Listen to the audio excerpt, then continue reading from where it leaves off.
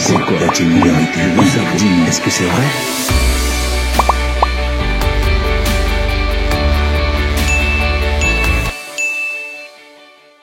Je suis Gentigo Salam à l'état civil.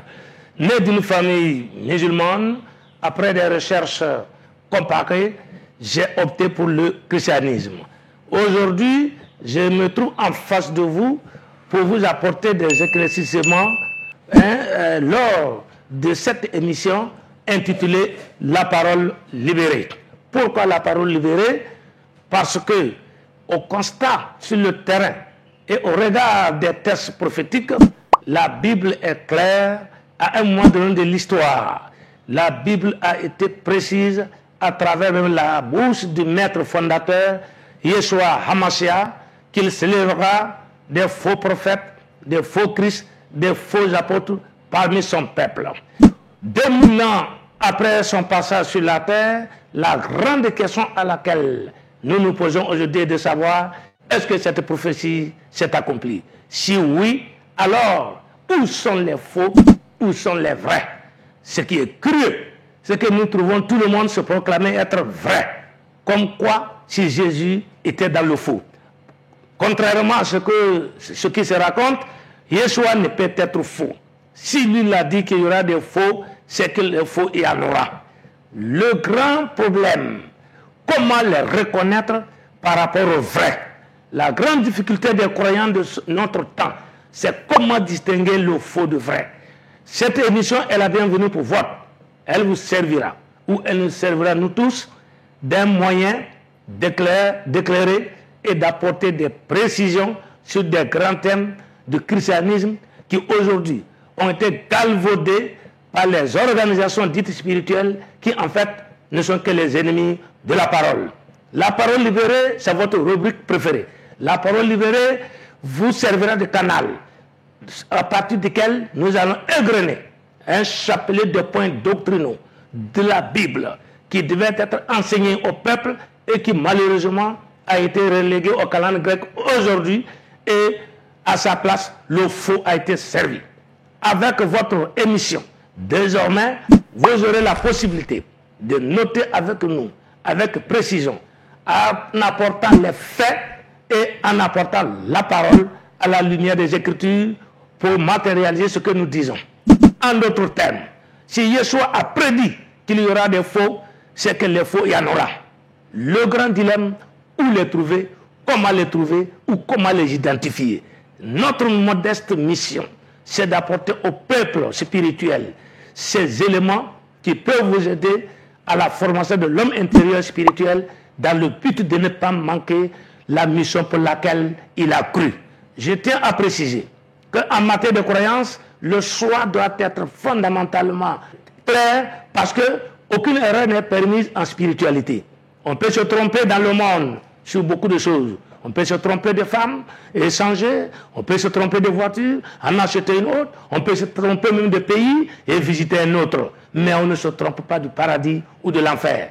Où on est dedans, où on ne l'est pas. C'est pour cela que cette émission, à laquelle je vous invite à suivre massivement, aussi longtemps que vous le pourriez, vous permettra de noter avec nous les grands thèmes et les fausses doctrines avec les pratiques interdites dans la Bible que nous vous donnerons et qui sont pratiquées dans les églises actuelles. Nous tiendrons la parole comme témoin, la Bible comme élément déterminant pour notre conduite. Chers amis, comme je l'ai dit, aujourd'hui, nous allons planter le premier décor, à savoir la restauration. La restauration est une émission aujourd'hui qui a pour but de vous permettre de comprendre pourquoi nous parlons de restauration. Entendez-nous bien, le mot restauration a un sens étymologique du terme. Restaurer une chose, c'est la ramener à sa position initiale. En d'autres termes, si nous devons restaurer le christianisme, c'est qu'il a été déplacé sur son fondement et par qui et quand. C'est ça qu'il s'agit. Nous donnerons d'abord les éléments naturels. La Bible, le document fondamental de tous les chrétiens, est un livre qui est lu chez nous les francophones en français. C'est les anglophones en anglais. Chez les hindous, probablement en hindou, et chez les arabes, c'est probablement en arabe. Mais la grande question à laquelle les gens ne sont jamais posés, vous ne trouverez jamais à l'intérieur des Bibles traduites en français les noms des acteurs premiers de l'histoire du christianisme originel. Nous trouverons des Paul, nous trouverons des Pierre, des Jésus-Christ, des Jean, des ceci, cela. On se pose la question de savoir, est-ce les Français qui étaient les premiers apôtres de Yeshua HaMashiach ou bien c'est les Juifs? Ça, c'est le premier élément qu'on apporte à votre connaissance. La restauration, c'est ramener ce qui était et qui a été ôté. C'est de ça qu'il s'agit. Qu'est-ce qui a été ôté de la Bible ou dans la Bible que nous devons ramener? La première chose fondamentale qu'un croyant doit savoir, c'est le nom de l'être adoré. L'entité spirituelle qui est l'objet d'un culte ne peut faire débat parce que le nom invoqué est un nom sacré qui ne peut être déplacé sans créer les dégâts au sein de la communauté. Nous nous mettons donc à la place qu'il faut pour ramener les croyants au fondement de la Bible. Quel est ce fondement? C'est qu'elle fut écrite par les Hébreux, les acteurs premiers étaient les Hébreux, le maître lui-même, le grand maître que vous appelez Jésus, qui est une hérésie langagière. Nous y reviendrons. Quiconque parle de Jésus ne sait pas que ce n'est pas le nom du Sauveur. Imaginez-vous, vous vous trompez du nom du prénom de votre pays, je ne sais pas où est-ce qu'on peut vous mettre. Le Sauveur ne s'appelle pas Jésus. Son nom Jésus est une imposture que les ennemis ont mise dans la Bible. Nous informons le peuple d'Élohim que le Créateur venu sur la terre à travers une vierge pour sauver l'humanité portant le nom du peuple duquel il est issu.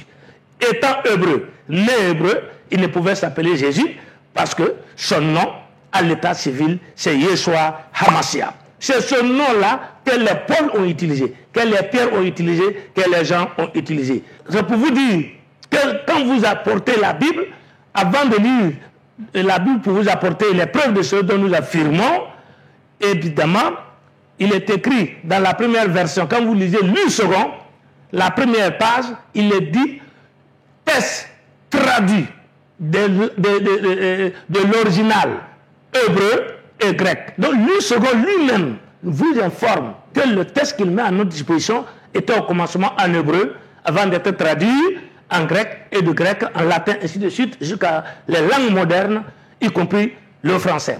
Alors, comme il est dit dans Luc, on dit l'enfant qui naîtra. Voilà, l'enfant qui naîtra de toi s'appellera Jésus. C'est pas possible. Dans Luc 1, quand vous lisez, vous verrez que le nom a été ôté sciemment par les traducteurs de la Bible. Voilà, le nom a été ôté. Son nom ne peut être Jésus-Christ, son nom c'est Yeshua. Et on met quiconque au défi de venir nous montrer le contraire. Ne croyez pas à comment ce que vous dites. Prenons un exemple.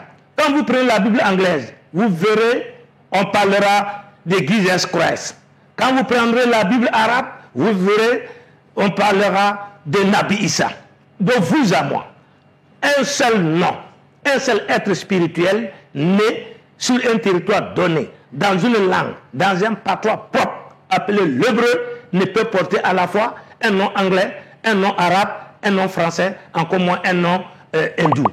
Au regard de ce que je viens de dire, d'aucuns me diront où se trouvent les passages qui justifient que le Sauveur s'appelle Yeshua HaMashiach.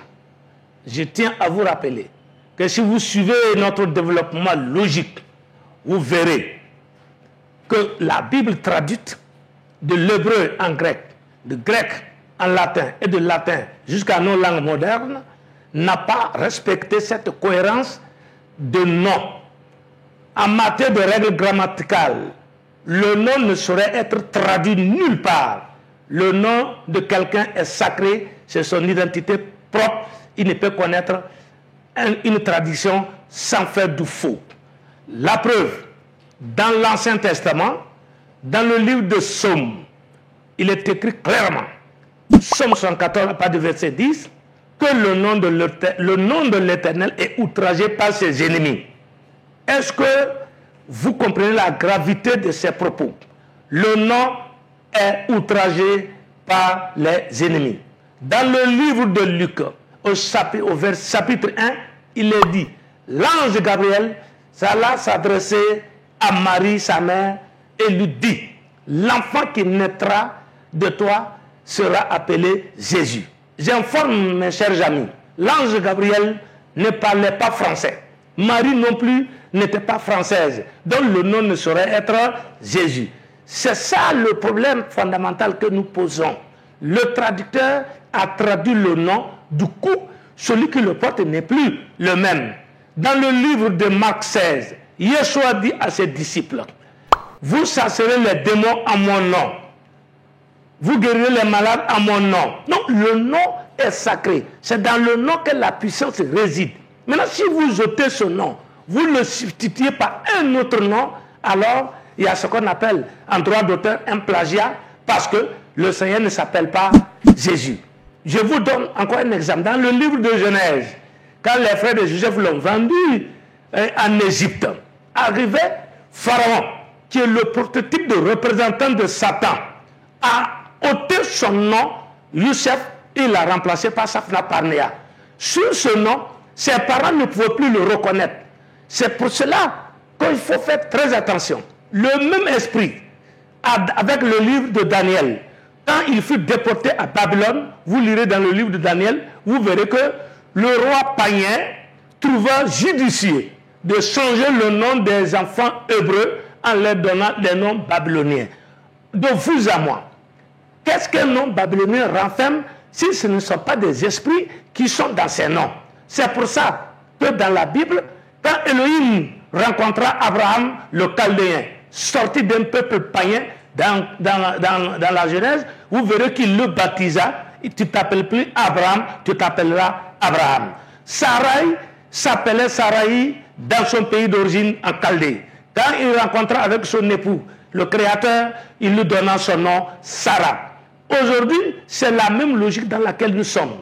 Comme je l'ai dit en introduction, les entités négatives qui ont crucifié Yeshua Hamassé à la croix ne sont pas arrêtées à sa crucifixion. Malgré sa résurrection, ils ont décidé de s'attaquer à sa parole. C'est dans cette logique que nous sommes. S'attaquer à la parole, c'est s'attaquer à Yeshua lui-même. C'est pourquoi nous avons pour mission d'insister auprès de tous les croyants que le nom n'est pas négociable. Tout se fait dans son nom.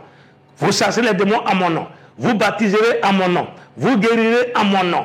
Si vous ôtez ce nom, que vous le remplacez, je me pose la question de savoir quel est l'esprit qui vous anime. Donc nous invitons nos amis, les croyants de tous bords, à prendre position pour le vrai nom du Sauveur. Vous pouvez également vous procurer des livres écrits en français, mais qui ont gardé les noms originaux, tels que le livre La Bible restaurée, tel que la traduction André Choraki, telle que la traduction BYM, c'est une traduction, vous allez sur le net, vous trouverez BYM, on appelle ça la BIM. C'est une traduction en français avec tous les noms originaux. Vous trouverez au lieu de Paul, c'est Chalia. Vous trouverez au lieu de Luc, c'est Lucas. Vous trouverez au lieu de Jean, c'est Yohanan. Vous trouverez au lieu de Marie, c'est Myriam. Ce n'est pas possible. Même dans les cultes ancestraux, l'être adoré a un nom spécifique que les villageois ne peuvent se séparer. Aucun bêté, si on était en Côte d'Ivoire, ne peut se tromper pour des Nyamie pli à la paix de la Rotapé. Ce n'est pas possible. Si vous êtes dans l'univers Akan, l'être suprême qu'ils adorent s'appelle Nyamien. Il ne peut connaître un changement d'appellation sous aucun prétexte. C'est le combat que nous menons à partir de notre émission et nous vous invitons à suivre avec du sérieux, du calme. Si ça vous choque, gardez votre calme, vous aurez le temps, avec l'aide du Saint-Esprit, de comprendre la mission que nous menons pour le bonheur des croyants. Concernant les noms originaux et surtout le nom du Sauveur, nous tenons à dire à ceux qui veulent nous apporter la contradiction parce qu'ils n'ont pas trouvé le nom Yeshua dans la Bible, que nous allons les traquer jusqu'à leur dernier retranchement pour leur montrer qu'ils sont dans le faux. Notre mission, c'est d'apporter la lumière au peuple, aux croyants, surtout à ceux qui croient en la Bible. C'est pour cela que nous avons l'occasion de tourner partout. Et s'ils veulent qu'on fasse même une rencontre face à face pour qu'on démontre la pertinence du nom que nous défendons, eh bien nous sommes prêts. Ce n'est pas seulement dans la parole à sens unique que nous sommes, mais nous pouvons aussi faire un face à face à quiconque voudrait nous apporter la preuve contraire. Parce que nous estimons que c'est une mission fondamentale qui consiste à ramener les croyants de notre temps à la parole originelle telle qu'il est écrit dans le livre de Zacharie 14 à partir du verset 7. Un temps viendra où il ne fait ni jour ni nuit, mais vers le soir, la lumière apparaîtra. La lumière est apparue, et c'est cette lumière qui jaillit à l'heure où je vous parle.